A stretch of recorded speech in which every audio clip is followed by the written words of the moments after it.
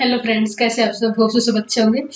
तो अपना first question क्या दे रखा है? If F Z equal to U X Y plus iota V X Y then Cauchy Riemann equation are. तो ये कह रहा है कि एफ जेड जो मेरा U X Y plus iota V X Y, तो कोची रीमान इक्वेशन क्या होगी? सबसे पहला ऑप्शन है curly U by curly X equal to curly U by curly U Y. तो कोची रीमान का मतलब यही है कि एक तरीके से इसने बोला क्या कि सी आर इक्वेशन। तो हमें ये पता है ना कि सी आर इक्वेशन में क्या था, U X equal to V Y. Next क्या होता है, U Y equal to minus V x.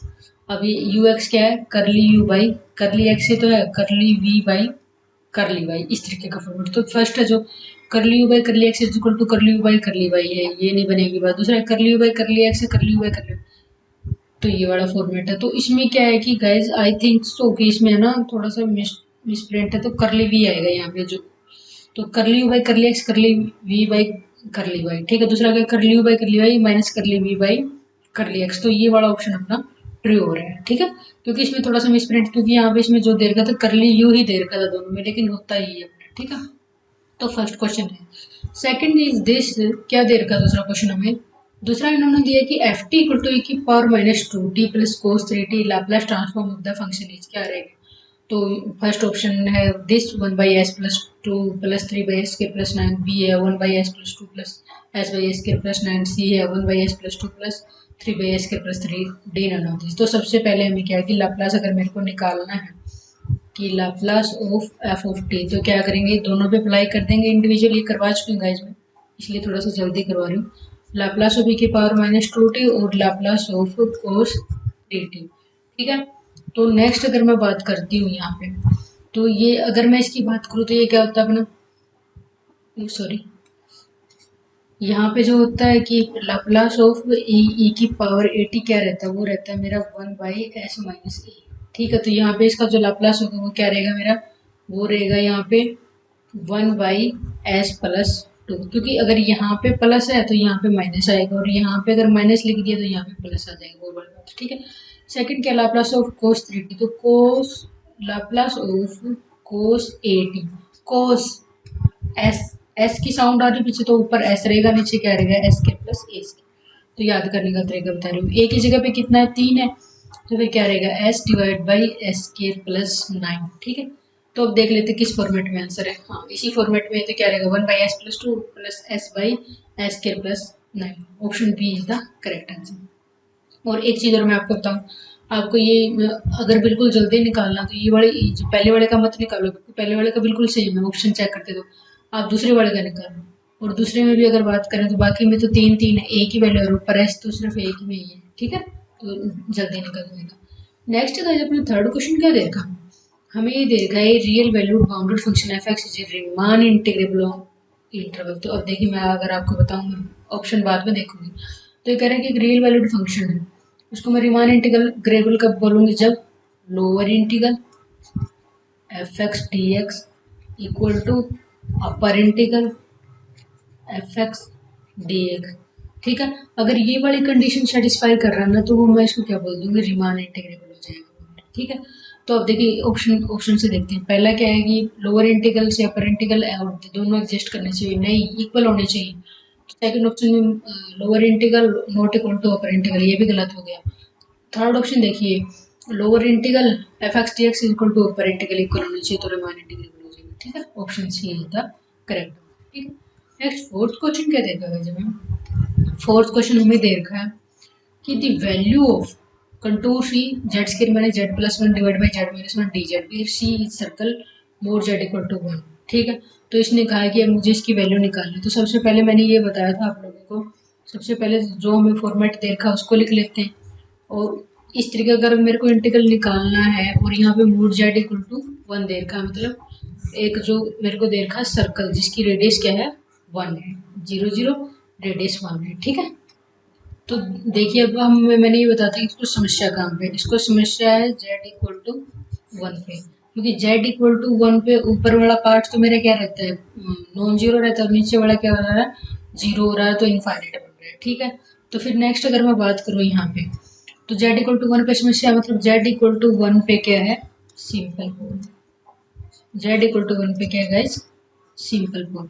तो सिंपल पोल है, तो अब देखिए मुझे क्या निकालना है, मुझे जो निकालना है वो है integral Z square minus Z plus one divide by Z minus one D Z. तो अब अगर एक और बात बताऊँ मैं आपको, यहाँ पे जो जेड इक्वल टू वन पे सिंपल पोल है और वो इस रीजन में भी लाई कर रहा है, तो इसका मतलब रीजन में लाई कर रहा है, तो अब इसके ऊपर हम निकालेंगे इस इंटीग्रल की वैल्यू। तो ये हमारा मेथड था कि हम रेजिड्यू वाला मेथड से करें, टू पाई आटा। और नेक्स्ट अपना क्या था यहाँ पे, तो क्या रहेगा गाइज यहाँ पे, अगर मैं यहाँ पे बात करूँ तो यहाँ पे रहेगा कि क्योंकि यहाँ पे पावर वन ही है, तो जो डेरिवेटिव रहेगा वो मेरा क्या रहेगा, कोई डेरिवेटिव नहीं रहेगा, जेड इक्वल टू वन पे और नीचे वन का फैक्टोरियल हो जाएगा। तो अगर मैं आप लोगों को बताऊँगी, एक बार देखिए फॉर्मूला लिख देती हूँ, उससे थोड़ा रहेगा, क्या रहेगा वो था कि एफ जेड डी जेड और नीचे जिस जिस पॉइंट पे समस्या है उस पॉइंट पे एन प्लस वन, तो वो क्या था, वो था मेरा F N Z zero into two pi iota, और डिवाइड बाई एन फैक्टोरियल, ठीक है। और ये वाला फॉर्मेट था मेरा। तो फिर अब मेरे को पता है यहाँ पे एन प्लस वन की वैल्यू कितनी है, वन है, तो एन प्लस वन की वैल्यू वन है, तो एन कितना हो गया, जीरो। मतलब जहाँ पे जो एन अगर ये जीरो आ जाए, देखिए मैंने थ्योरी में भी बताया था कि एन अगर जीरो आ जाए इसका मतलब ये नहीं कि इसकी वैल्यू वन हो जाएगी कि वन की पावर जीरो, वो वाला नहीं, ये है कि इसका मतलब कोई भी डेरिवेटिव नहीं लेना है, जो है फंक्शन उसी में वैल्यू पुट करनी है। तो यहाँ पे सॉरी, यहाँ पे जीरो फैक्टोरियल होगा। तो अब बस अब कुछ नहीं करना मेरे को, यहाँ पे करना क्या है, यहाँ पे जो एफ जेड कितना है, यहाँ पे एफ जेड अपना Z square minus Z plus one है। तो जब मैं एफ ऑफ वन पुट करूँगी तो कितना हो जाएगा, one minus one plus one, तो वन आ गई वैल्यू। तो बस अब कितनी वैल्यू आ जाएगी, इस इंटीग्रल की जो वैल्यू है वो आ जाएगी two pi iota into one, two pi iota, ठीक है। कौन सा आंसर आ जाएगा, option B is the correct, ठीक है गाइज। तो नेक्स्ट देखिए गाइज, कौन सा क्वेश्चन था ये अपना, फोर्थ क्वेश्चन। फिफ्थ क्वेश्चन देखिए अपना क्या, फिफ्थ क्वेश्चन क्या देखा है, फिफ्थ क्वेश्चन में ये दे रखा है कि for the function F Z equal to Z minus sine Z divide by Z square at the point Z equal to zero is, first क्या है, pole of order two an essential singularity removable singularity none of this, ठीक है। Next क्या देखिए, अब यहाँ पे मेरे को एफ जेड जो दे रखा है हमें सिंगुलैरिटी ही बतानी है, तो Z sine Z divide by Z square. तो सबसे पहले कि इस तरीके का अगर इतना कॉम्प्लिकेटेड सा लग रहा है ना, तो सबसे पहले हम क्या करेंगे, वन बाई जेड स्केयर तो ये बाहर ही ले रहे हैं, और जेड माइनस में साइन जेड को ओपन अप कर देते हैं, क्या रहेगा, Z minus Z cube by three factorial plus Z five by five factorial, इस तरीके से चलता जाएगा इनफाइनाइट तक। तो यहाँ पे वन बाई जेड स्केयर, तो अब देखिए जेड से जेड कैंसिल हो जाएगा, है ना। तो फिर नेक्स्ट जो टर्म और माइनस अंदर चला जाएगा, तो क्या होगा, Z cube by three factorial, ये सॉरी यहाँ पे माइनस आएगा, यहाँ पे माइनस आएगा Z five by five factorial, इस तरीके से चलते जाएंगे। तो अगर मैं जेड स्केयर को अंदर मल्टीप्लाई कर देती तो क्या हो जाएगा, Z by three factorial minus Z cube by five factorial, इस तरीके से चलते जाएंगे। तो अगर मैं मुझे देखना है तो यहाँ पे अगर मेरा पोल होता तो वन बाई जेड का कोफिशिएंट देखते होते ना, वन बाई जेड इसमें लाई नहीं कर रहा तो पोल भी नहीं है, और ये डिफाइन भी है तो इसेंशियल सिंगुलैरिटी भी नहीं। तो अगर इस तरीके का फॉर्मेट आ रहा है, और देखिए इसने कहा कि जेड इक्वल टू जीरो पे चेक करना, तो क्या करेंगे, अगर मैं यहाँ पे limit Z tend to zero approach करूँ तो ये वैल्यू कितनी आ रही है, जीरो आ रही है। Z tend to zero approach करूँ, जीरो आ रही है, तो कितनी है, फाइनाइट एंड एग्जिस्ट। तो फाइनाइट और एग्जिस्ट तो फिर क्या हो जाएगा, रिमूवेबल सिंगुलैरिटी, रिमूवेबल सिंगुलैरिटी। तो देखिए है क्या कहीं पे ऑप्शन में, जी बिल्कुल C option is the correct answer, ठीक है। नेक्स्ट हो जाएगा सिक्स क्वेश्चन, क्या दे रखा है, सिक्स क्वेश्चन में हमें दे रखा है कि the value of contour C tangent Z D Z where C the circle mod Z equal to two दे रखा है, ठीक है। इज क्या रहेगा, ये फर्स्ट ऑप्शन है टू पाई आइटा रहेगा, फोर पाई आइटा रहेगा, माइनस फोर पाई आइटा रहेगा। तो सबसे पहले तो हम क्या करेंगे, यहाँ पे जो क्लोज कंटूर सी दे रखा है टेंजेंट जेड डी जेड, तो इसकी वैल्यू मुझे निकालनी है। तो यहाँ पे देखिए जो टेंजेंट डी जेड है, यहाँ पे मैं इसको एफ जेड बोल रहे हैं, तो टेंजेंट जेड को इसको कैसे लिखेंगे, sine Z divide by cos Z.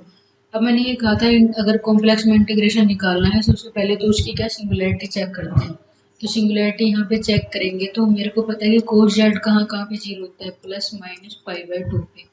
अब plus minus pi by two क्यों लिया, क्योंकि मोड जेड इक्वल टू 2 दे रखा ना मेरे को। अकेला मैं पाई बाई 2 ले सकती थी, लेकिन जब देखिए मोड जेड इक्वल टू 2 है तो एक ऐसे सर्कल है जिसकी रेडियस क्या है, 2 है, ठीक है। जिसकी रेडियस 2 है और पाई बाई 2 तो क्या है 3.1 है, तो ये अगर इसको डिवाइड करूँ तो 1 पॉइंट कुछ आएगा। तो यहाँ पे पाई बाई 2 आएगा, ये भी इसके अंदर लाई कर रहा है, और यहाँ पे माइनस पाई बाई 2 आएगा, वो भी मेरा क्या है इस सर्कल के अंदर लाई कर रहा है। तो दोनों ही सिमिलैरिटी के पॉइंट इस सर्कल में लाई कर रहे हैं। तो लाई कर रहे हैं तो दोनों पॉइंट पे मुझे निकालनी पड़ेगी। तो फिर अब देखें आगे की क्या बात है इसमें। तो इसमें हम क्या करेंगे, मुझे इसका इंटीग्रेशन निकालना है। तो इसमें क्या होता है कि 2 pi iota into residue at Z equal to pi by 2 F Z plus residue at Z equal to minus pi by 2 F Z, ठीक है। मुझे अब इसका रेजिड्यू निकालना है। तो अब निकालने के लिए क्या होता है तरीका, अगर देखिए मान लिया अगर at equal to Z equal to pi by 2, तो पाई बाई 2 पे तो साइन जेड तो मेरा नॉन जीरो हो रहा है, सही बात, लेकिन कोस जेड क्या हो रहा है, जीरो हो रहा है। तो इसका मैंने बताया था थ्योरी में भी कि इसका जो सॉल्यूशन होगा फाई जेड और नीचे साई जेड का डिफरेंशिएशन ये होगा। तो मेरे को पता है phi Z by psi dash Z का डिफरेंशिएशन। तो अब क्या कि ये तो मेरा क्या है ऊपर वाला है और ये क्या है नीचे वाला हो गया। तो अब मुझे क्या कि जिस पॉइंट में मुझे दिक्कत हो रही है मैंने उसका क्या निकाल लिया, डिफरेंशिएशन निकाल लिया साइन। तो माइनस पाई बाई 2 क्या आ जाएगा -1। अब देखिए अब अगर मुझे एट पाई बाई 2 निकालना है, पाई बाई 2 निकालना है मुझे, तो residue at Z equal to pi by 2, तो साइन पाई बाई 2, क्योंकि एफ जेड में ही तो पुट करेंगे, और नीचे माइनस साइन पाई बाई 2, तो कितनी वैल्यू आ गई -1। अब ऐसे ही बिल्कुल सिमिलर वे से मैंने एक में करके दिखा दिया। जब मैं रेजिड्यू निकालूंगी at Z equal to minus pi by 2, at Z equal to minus pi by 2 निकालूंगी तो फिर क्या हो जाएगा, जो एफ जेड क्या है sine Z sine minus pi by 2, और नीचे वो तो है ही माइनस पाई बाई 2, वो फिर सिमिलर -1 आ जाएगा, ठीक है। तो अब क्या करेंगे, यहाँ पे इस इक्वेशन में पुट कर देते हैं बस। ये गाइस मैं करवा चुकी हूँ क्वेश्चन, इसलिए थोड़ा जल्दी करवा रहा हूँ। 2 पाई आइटा इंटू -1 -1, तो क्या हो जाएगा -4 pi iota is the correct answer, ठीक है। तो कौन सा ऑप्शन हो जाएगा, देखिए ऑप्शन सी इधर। और ये अगर आपको लग रहा हो ना कि लंबे, ये तो मैंने आप लोगों को करके दिखाया है, इतना मुझे इसलिए एक्सप्लेन करना पड़ गया, वरना तो आप लोगों को अब क्या आपको सर्कल बनाने की जरूरत है, क्यों आपको क्या पता नहीं है कि पाई बाई 2 और माइनस पाई बाई 2 इस सर्कल में लाई कर रही है, ये जरूरत नहीं थी बनाने की, ये लिखने की भी जरूरत नहीं थी, क्योंकि देखते ही पता चल रहा है पाई बाई 2 माइनस पाई बाई 2 की तकलीफ है। फिर यहाँ पे इतना शो करने की जरूरत नहीं, सीधा कर दोगे आप, है ना, कि सीधी वैल्यू पुट कर देंगे, ठीक है। नेक्स्ट देखिए 7th क्वेश्चन क्या दे रखा है हमें। 7th क्वेश्चन हमें दिया, इन्होंने कहा the Laplace transform of e की power -3t2 cos 5t -3sin t is, इनमें से कौन सा ऑप्शन होगा, s -9 divide by s plus 3 का square plus 5 2s -9 divide by s plus 3 का स्क्वायर प्लस 25 c है s plus 9 divide by s plus 3 का स्क्वायर माइनस 5 डी है 2s -9 divide by s minus 3 का स्क्वायर माइनस 25। तो सबसे पहली बात तो ये है कि यहाँ पे अगर मुझे लैप्लास निकालना है तो एक तरीके से मैंने बताया, ये क्वेश्चन कराया भी था कि ये मेरा है फर्स्ट शिफ्टिंग प्रॉपर्टी। तो फर्स्ट शिफ्टिंग प्रॉपर्टी वाले मेथड से करेंगे 2 5t माइनस 3 5t, ठीक है। तो ये क्या रहेगा, अब मुझे इसका निकालना है, तो मैंने उसमें ये बताया था सबसे पहले तो इनको है ना अलग अलग कर लेते हैं कि e की पावर -3t और इंटू 2 कोस 5t, ठीक है। और नेक्स्ट है लैप्लास ऑफ e की power -3t into 3 sine 5t, ठीक है। तो ये वाली बात है। तो अब इसमें क्या है कि इसमें ये होता था पहले इसको सोल्व आउट करते हैं और फिर इसको करते हैं, और ये कॉन्स्टेंट तो मैं बाहर ही ले लूँगी दोनों में, तो फिर इसको सेकंड पार्ट को सोल्व आउट करते हैं, मतलब पहले ये। तो अब देखिए, तो अगर मुझे देखना है तो मैं सबसे पहले तो लिख रही हूँ कोस 5t, 2 तो है ही, कोस 5t का क्या हो जाएगा, ऊपर s रहेगा और नीचे क्या रहेगा s स्क्वायर प्लस 25। अब मुझे ए की पावर 3t, s को मुझे रिप्लेस करना है s प्लस 3 से, तो ये मेरा एग्जैक्ट इसकी बात क्या हो जाएगी, s plus 3 divide by s plus 3 का स्क्वायर प्लस 25। फर्स्ट पार्ट का गया, दूसरे का भी बिल्कुल सिमिलर तरीके से आ जाएगा। 3 तो है ही मल्टीप्लाई में। ये गाइज मैं इसलिए करवा रही हूँ क्योंकि मैंने ये करवा दिया है, इसलिए मैं इसको थोड़ा जल्दी करवा रही हूँ, ठीक है। तो ये क्या रहेगा, यहाँ पे रहेगा, ऊपर तो ए ही रहता है और नीचे क्या हो जाएगा, s+3 का स्क्वायर प्लस 25। अब इन दोनों को सोल्व आउट कर देखिए। तो देखिए इनको मैं लिखती हूँ आगे। तो क्या हो जाएगा, 2s डिवाइड s+3, ठीक है, डिवाइड बाई s+3 का स्क्वायर प्लस 25। सॉरी बीच में माइनस है ना, बीच में -3 × 5 डिवाइड बाई s+3 का स्क्वायर प्लस 25, ठीक है। इसको जब मैं सोल्व आउट करूँगी 2s+6 - 15 और नीचे, क्योंकि मैंने इसलिए लिख दिया डायरेक्ट क्योंकि नीचे जो है ना डिनोमिनेटर में दोनों के ही सेम है, ठीक है। s+3 का स्क्वायर प्लस 25, तो क्या हो जाएगा मेरा 2s माइनस, ये क्या हो जाएगा 9 और डिवाइड बाई क्या रहेगा ये अपना, डिवाइड बाई s+3 का स्क्वायर प्लस 25, ठीक है। तो देखिए नेक्स्ट क्वेश्चन, यहाँ पे 8th क्वेश्चन में क्या देखा हमें, ये दिया है कि लाप्लास ऑफ √t इज Γ3/2 Γ1/2 Γ5/2 की डिवाइड बाई s⁻²। तो अगर मैं सबसे पहले इन सबको डिस्कस करने से पहले t की पावर n अगर तो क्या था, Γn+1 डिवाइड बाई s⁻n+1, ठीक है, ये वाला फॉर्मेट था। तो यहाँ पे क्या है, n की जगह पे क्या है 1/2। तो देखिए क्या आएगा, और मुझे एक और इसमें अच्छी बात ये है कि हम ज़्यादा सोल आउट नहीं करना, उतना ही रखना है। तो फिर क्या हो जाएगा, गामा 1/2 प्लस 1 और डिवाइड बाई 1/2 प्लस 1, ठीक है। तो क्या हो जाएगा, ऊपर तो होगा गामा 3/2 और नीचे क्या होगा s⁻3/2। This is the answer. और देखिए है क्या कोई ऐसा आंसर, गामा 3/2 s/3, ठीक है। Option A is the correct answer, ठीक है। नेक्स्ट देखिए 9th क्वेश्चन क्या देखा,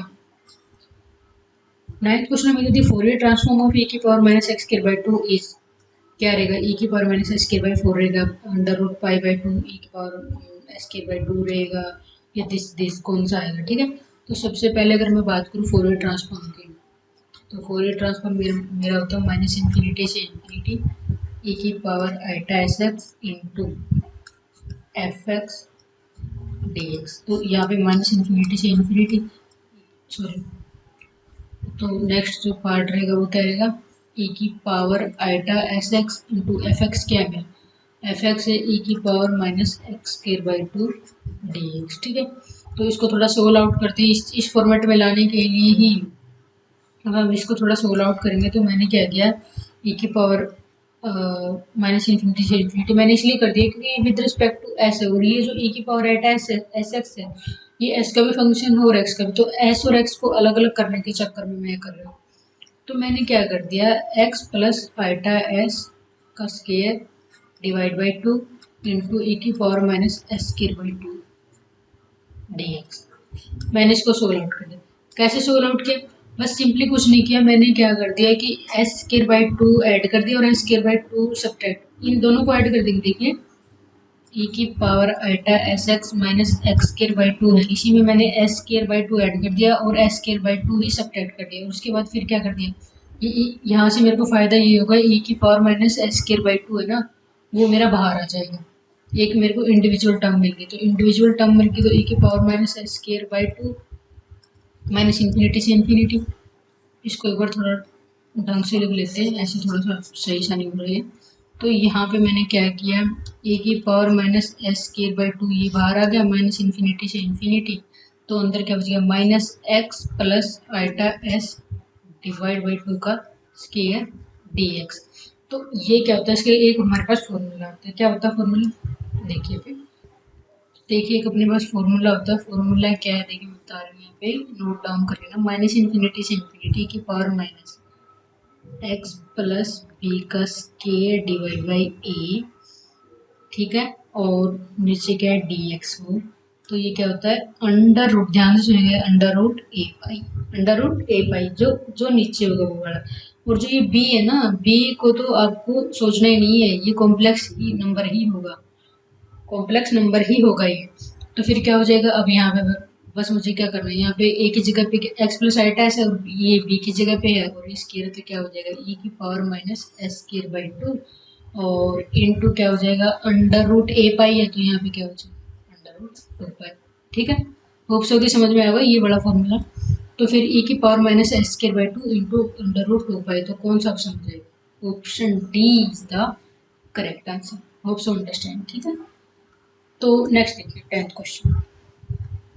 10th क्वेश्चन में हमें क्या दिया है, sine inverse Y by X is, sine inverse Y by X is a homogeneous function of X and Y of degree, क्या डिग्री होगी 1 डिग्री होगी 2 डिग्री होगी 3 डिग्री 0 डिग्री, कुछ कहने की ज़रूरत ही नहीं है क्योंकि जो फंक्शन मेरे को दे रखा है वो क्या दे रखा है, sine inverse Y by X. जब मेरे को कुछ इसमें जैसे ही अगर मुझे डिग्री निकालनी है, ध्यान से सुनिएगा, अगर मुझे डिग्री निकालनी है तो जो मेरा फंक्शन होगा वो क्या होता है, फ्रैक्शन फ्री होना चाहिए, ट्रिग्नोमेट्रिक फंक्शन नहीं होना चाहिए, ट्रिग्नोमेट्रिक फंक्शन नहीं होने चाहिए, फ्रैक्शन नहीं होना चाहिए, रेडिकल नहीं होने चाहिए, तो ये सब चीज़ें नहीं होंगी। यहाँ पे जी ये क्या है, ट्रिग्नोमेट्रिकल इनवर्स फंक्शन है तो क्या हो जाएगा, इसकी डिग्री एग्जिस्ट ही नहीं करेगी, तो डिग्री एग्जिस्ट नहीं करेगी क्या, 0 डिग्री। बस ये तो सॉल्यूशन था इसका।